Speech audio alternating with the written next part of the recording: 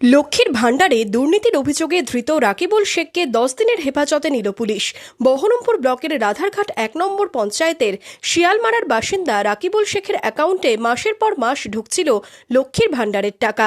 বুধবার মুখ্যমন্ত্রী তথ্য প্রকাশের পরই সামনে আসে।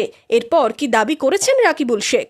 ওই মোটামুটি বছরখানিক এরকম হবে সামথিং। আমি কোনো অ্যাপ্লাই করিনি। ঢুকতো তখন আমি চেক করলাম অ্যাকাউন্ট বই এই ব্যাপার আপডেট যখন করলাম বুঝতে পারলাম হ্যাঁ অনলাইন। কিন্তু এবার ব্যাপারটা হচ্ছে ঢুকতো কারো কয়েকটা বন্ধুকে আমি পরামর্শ নিলাম, হ্যাঁ যে ঢুকুক অসুবিধা নাই, এরকম দুর্নীতিবাজ তো চলছে এই সরকার থাকাকালীন।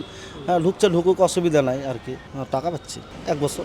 আমি কোনো জায়গায় অ্যাপ্লাইও করিনি, কোনো কাগজপত্র একবার দিয়েছিলাম, যাই হোক ওই যখন ঘরের অ্যাপ্লাই হয় তখন ঘরের অ্যাকাউন্ট বই তখন এইগুলো দিয়েছিলাম আর কি।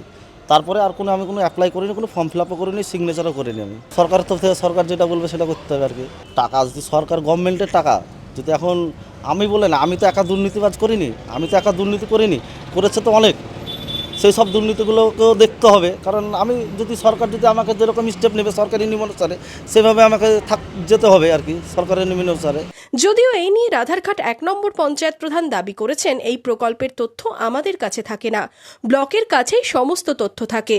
এটা তো আমাদের কাছে ডেটা থাকে না, এটা যেহেতু দুয়ারে সরকার ক্যাম্পের মাধ্যমে আমাদের ওনারা জমা করেন এবং কিছু হয়তো অনলাইনেও করেন। এবার সেটা তো ব্লক ভেরিফাই করে পাঠায়, তো সেহেতু হয়তো হয়েছে সেটা আমাদের জানা ছিল না এবং আমাদের আইডিয়ার মধ্যেও ছিল না।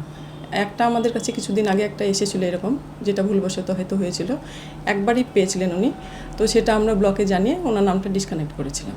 না, এগুলোতে পঞ্চায়েত প্রধানের ভূমিকা থাকে না। আমরা যখন জানতে পারি যে না এই ডেটে হয়তো দুয়ারে সরকার ক্যাম্প হবে, তখন আমরা সেটা অ্যানাউন্স করিয়ে দিই। বুধবার রাতেই বহরমপুর থানার পুলিশ গ্রেপ্তার করে রাকিবুল শেখকে।